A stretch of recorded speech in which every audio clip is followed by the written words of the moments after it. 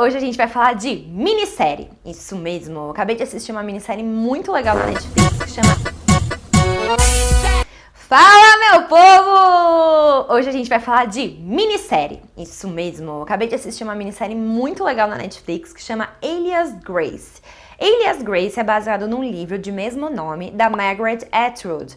Você já ouviu esse nome, né? Com certeza, porque a Margaret Atwood é a autora também de um best-seller chamado The Handmaid's Tale, que virou série e que a galera, tá falando muito, ganhou um monte de Emmy, então, assim, tá super bombado. E o Alias Grace acabou que não teve muita gente que falou, né? Mas é muito bom, viu? Muito bom mesmo.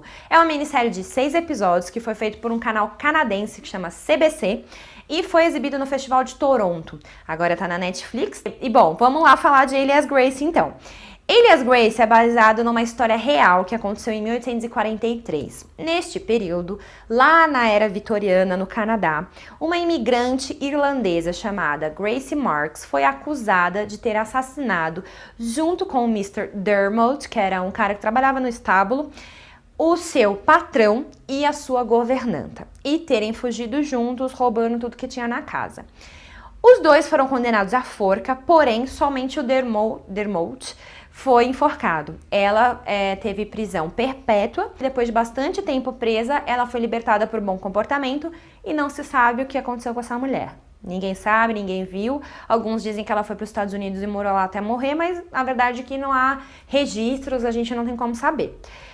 Essa história intrigou bastante a Margaret Atwood, principalmente porque em 1990 ela ouviu uma história bem parecida de um casal que tinha sido acusado de estuprar mulheres e que só o cara foi condenado e a mulher não.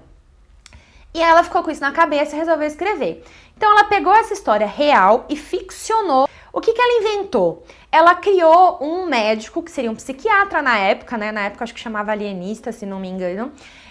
Que é chamado por um grupo de pessoas que querem que a Grace seja salva, né, e saia da cadeia, para atestar a sanidade da Grace, porque eles acham inconcebível que ela realmente tenha feito esses assassinatos ou tenha, de alguma maneira, participado voluntariamente deles. Então ela pede que esse cara venha conversar com ela para ver se ela estava em suas capacidades mentais normais na época do assassinato ou não, ou se ela hoje está ou não nas suas capacidades mentais.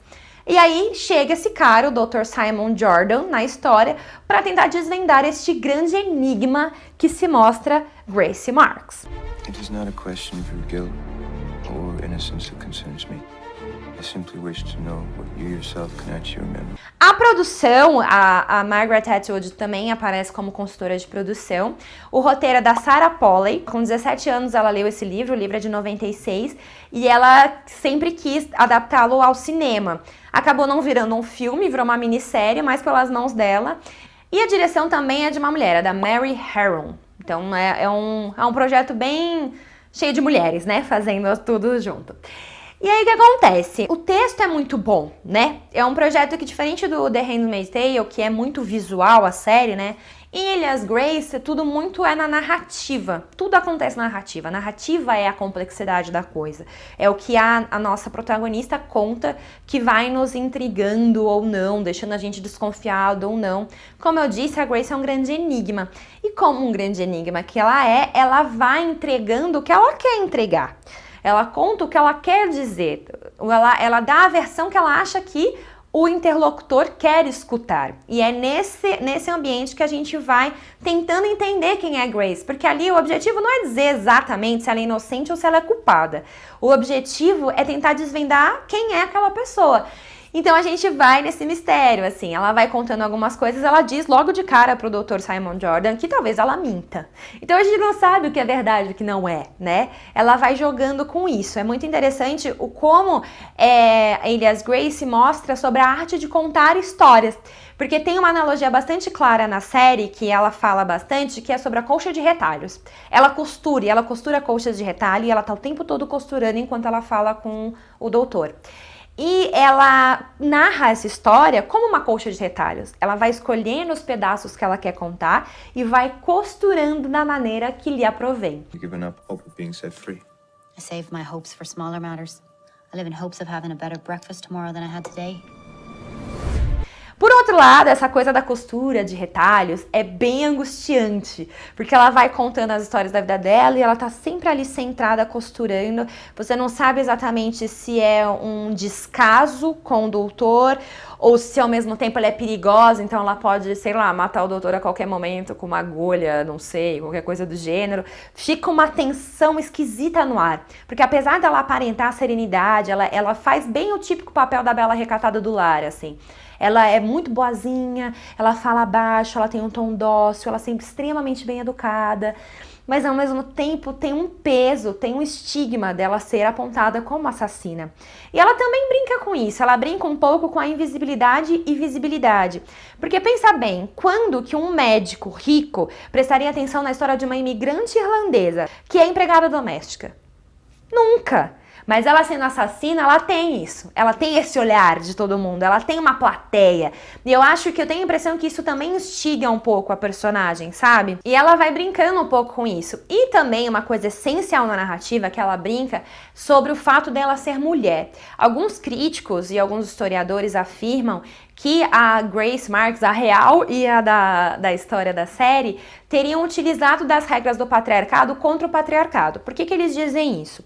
Porque, veja bem, primeiro que é estranho que os dois acusados tenham sido sentenciados à morte e só um tenha efetivamente morrido, certo? Outro, ela sempre conseguia que as pessoas tivessem compaixão dela, tanto que no final das contas ela consegue sair da cadeia, tudo bem, ela ficou um tempão presa, foi pro hospício, deve ter sofrido pra caramba, mas ela consegue, entendeu?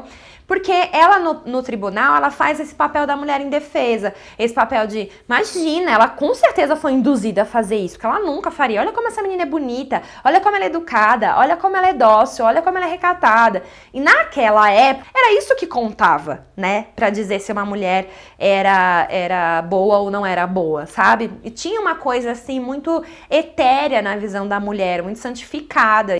Então esse jogo é bastante interessante também, dessa subversão, dela subverter a questão do papel da mulher e da limitação da mulher para jogar a seu favor. Sometimes at night I whisper it over to myself. Murderess, murderess, murderess. I'd rather be a murderess than a murderer, if those are the only choices. E ao mesmo tempo que a gente não consegue acreditar totalmente nessa protagonista, a gente consegue fazer uma análise dessa sociedade vitoriana, entendeu?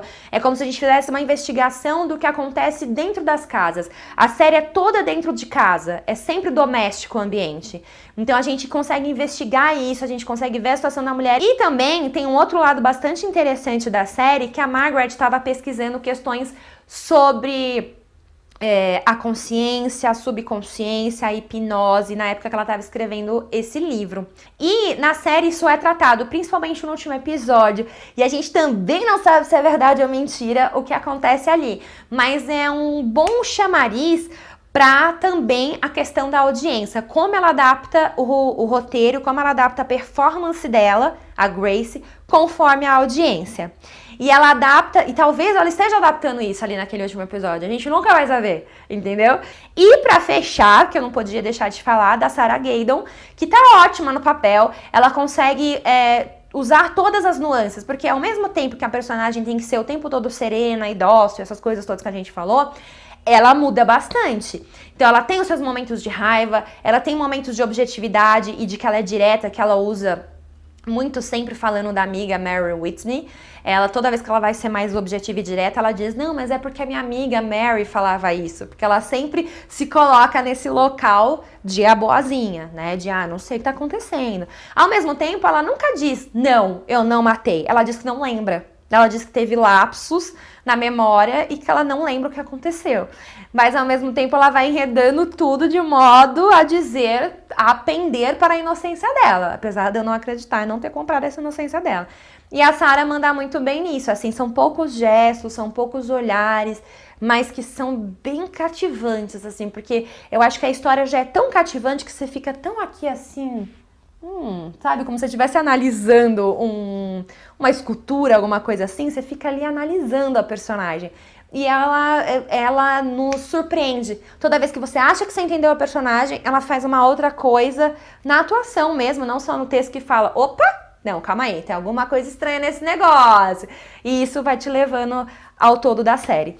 Bom, eu achei a série maravilhosa, eu acho que todo mundo devia assistir, tá lá na Netflix, 6 episódios. Me contem o que vocês acharam da série, se vocês já assistiram, me contem o que vocês acharam do que eu falei aqui no canal. Deem like no vídeo, se inscrevam no canal, ativem o sininho, que é muito importante pra vocês saberem quando eu coloco outro vídeo aqui. E compartilhem com todo mundo pra gente aumentar essa rede de pessoas falando de coisa boa, tá bom?